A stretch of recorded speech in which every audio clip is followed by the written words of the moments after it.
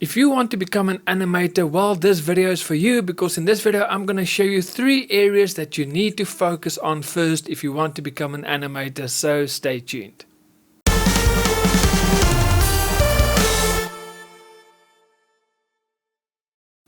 Hey guys, it's Ion here and welcome to my Start Animating YouTube channel. The channel that is specifically aimed at everyone that is new to animation, and if that is you, welcome, you are at the right place. So make sure you hit that subscribe button and also click on that little notification bell so that you can get notified every week when I upload a brand new video.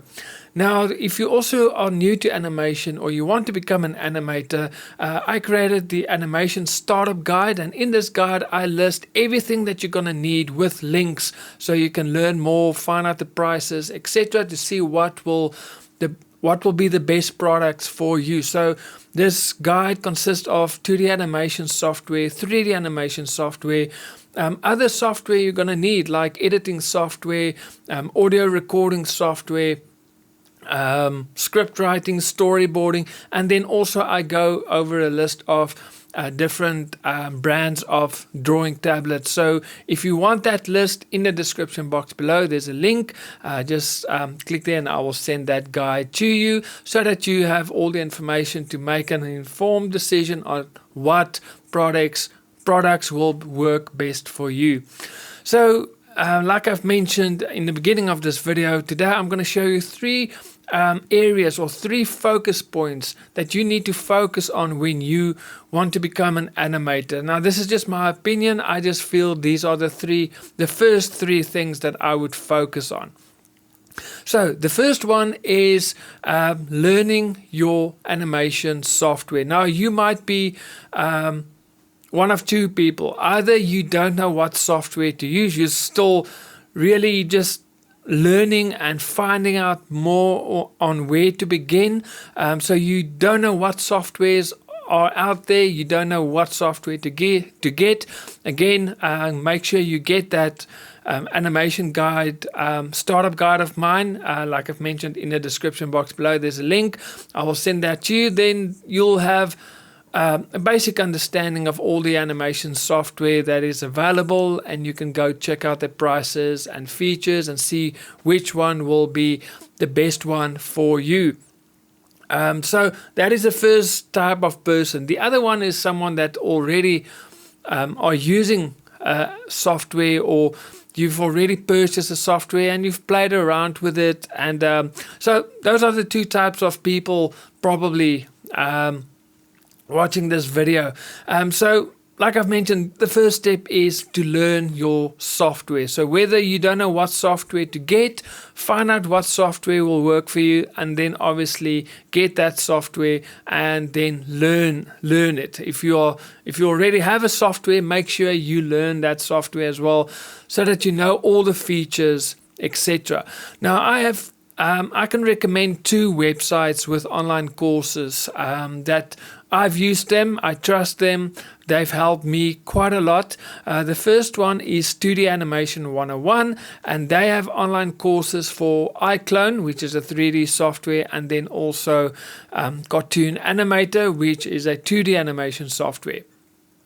And then I can also recommend Bloop Animation. So Bloop Animation have loads and loads of online courses, not just for animation software, but even for things like, I think, script writing, storyboarding. So they have a lot of other online courses as well, but they have courses on Maya, Blender for your 3D animators, on Moho and Toon Boom for your 2D animators. So between these 2 websites, you are probably covered on an online course for the software that you want to use. So in the description below, I will also put links to their website so you can go and check that out. And I can highly recommend taking a course on the software that you're going to use, because it really takes you a long way, especially as a beginner. That is probably the most crucial thing for me that helped me become an animator very fast is when I purchased my 2D animation software, it came with an online course and it just fast tracked me. Once I've have taken that course, I actually started animating. I wasn't good. There was still a lot for me to learn, but at least I could start. Okay, so without animation software and without knowing how to use that software, you are very limited. So that's the first thing that I would focus on. The second thing I would focus on is blocking. So what is blocking? Okay, so blocking is actually a process inside, or when you animate a character, you're gonna block it. So blocking is basically posing your character. So you find the key poses, the most important poses within a movement, and then you block that on your timeline. So for example, if you have a character who's going to throw a punch, then you're going to have different key poses. So you're going to maybe have him stand like this. The second key pose is he's pulling back. The third one is he is following through. So those are your 3 key poses. Okay, so blocking is basically posing your key poses on the timeline. Why is this something that I feel is so important?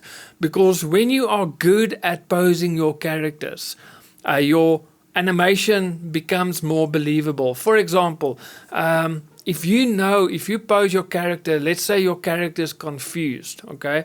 So if you can pose your character so that just by a keyframe, not without any animation, just a keyframe, if you show that pose or that image of your character that you just posed to someone and they know exactly the emotion of that character's confused, then you've succeeded. And so once you know how to bring out emotion in your poses, you're really going to become a good animator, because now you can really let your characters show their emotions in your animations. One thing I strongly believe in as an animator is that you're going to need body language to help tell your story. Okay, so the better you are at body language, posing your character so that the character is helping to tell the story without saying any words, you are halfway there in creating a good animation. So blocking for me is something to practice every day. So just take a character and pose him every day. Pose him in a new pose, and make sure you've got the facial expression spot on. Make sure the emotion comes through. So when you, for example, again, if you're gonna get your character to punch, obviously what will the facial expression be of someone punching? So you're going to need to do some research as well. You're going to learn more about the anatomy and how the body moves, and that is really going to help you a lot, especially as a new animator. If you can get that foundation of the anatomy, how the body moves, and also facial expressions, it's going to become like muscle memory. When you animate your character and you pose your character, you just pose him because you know exactly how the body moves and operates. So it really helps you if you do this daily. Take your character and get him in a certain pose with the facial expressions, and then the next day a new pose. So make it a daily exercise where you pose your character. So that is the second tip, or the second focus area that you need to focus on. Then the final one is timing. Okay, so it doesn't help you get the key poses right and there's all the emotion, you've got your character punching, but the timing is completely wrong. Then obviously if the timing is too slow, well, that punch is not going to look accurate. It's not going to look believable. So timing is also important. So once you can get good blocking or good poses for your character, and then if you can get good timing, then you've got a good animation. Okay, there's a lot of other things you can still incorporate to make it even better, like incorporating the 12 principles of animation, but these two they work hand in hand. And if you can get this right, this combination between blocking and timing, if you can get those two right, your foundation is laid. Then you can just build upon that, and you can improve and add on to that. But you can't do the 12 principles of animation if you can't get your blocking and timing right. So timing is very important, and it also kind of links back to your the first point on knowing your animation software, because if you know your software works on 30 frames per second, then you know, let's say a punch takes half a second. Then if your software works on 30 frames per second, which means it takes 30 frames to make up 1 second of animation. So if the punch is half a second, then you know it's going to take 15 frames for your character to punch. So it's just those kind of information that will really help you become a better animator. And the more you're going to animate and practice this, the better you're going to get. So what exercises can you do to improve your timing, even your blocking? Okay, so the first one is the bouncing ball. That will really help with your timing. The second one is the walking cycle, because that is something that you continually, especially as a new animator, will have to work on to get better at. That will also help you with blocking and then also timing.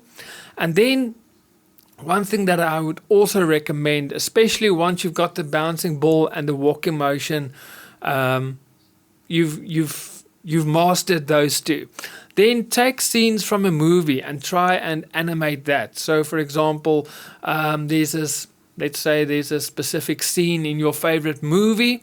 Let's say a fighting scene from one of my favorite movies of all time is Gladiator. Okay, so let's say there's a fighting scene in that movie. So maybe try and replicate that scene in your animation scene. So let's say it's a fighting scene between two characters. So then you take two characters in your animation software and you try to duplicate that scene. So that will help you with your timing. It will help you with posing your character, and it will really be a advanced kind of exercises to really get the timing and the posing and everything right. So that is a very that's a good way. I also encourage my students to try and copy a scene from a movie. It really helps. So that is another exercise that you can focus on. So just to summarize everything quickly, the 3 areas that I would focus on first when you want to become an animator. The first one is learn your software, the animation software you're going to use. That is the first thing I would do.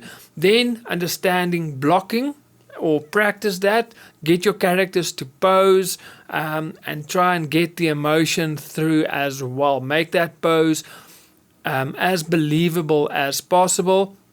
And then the third one, timing. Okay, so those are the 3 focus points that I would focus on when I want to become an animator. Everything else is that is the foundation. Everything else is on top of that. If you don't have that right, it doesn't matter if you're going to start focusing on the 12 principles of animation, because you first need to make sure you understand blocking and timing.